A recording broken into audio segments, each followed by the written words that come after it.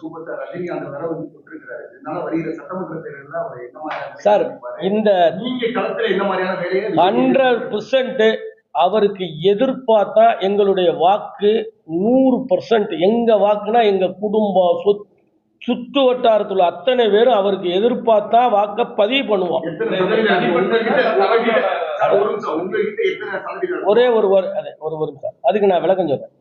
திமுகவுக்குன்னு ஒரு ஸ்டாண்டர்ட் ஓட்டு இருக்கு, அதிமுகவுக்குன்னு ஒரு ஓட்டு இருக்கு, இப்ப அடுத்த கேட்டகரியில தனியா சீமானுக்குன்னு ஓட்டு இருக்கு.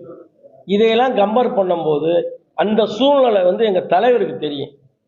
அதுக்கு அதை டிசைட் பண்றது எங்க தலைவர். நாங்க எப்படி டிசைட் பண்ண முடியும்?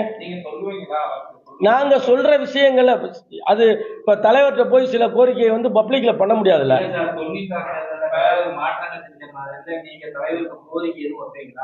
சார் 100 மடங்கு அவர் எல்லாத்தையும் சார் அணுவா விசாரிச்சுட்டு வர்றார். அவர் நீங்க நம்ம வேணா நினைக்கலாம் சார், அவர் நினைக்கிற அரசியல் இங்க பண்ண முடியாதுதான். திரும்ப அவர் ஏன் வரல, நான் வந்தா ஏதாவது மாற்றம் பண்ணணுங்கிறேன். நீ அதைத்தான் நான் இப்ப தைரியமா அவர் சொல்றாரு. இங்க இருந்து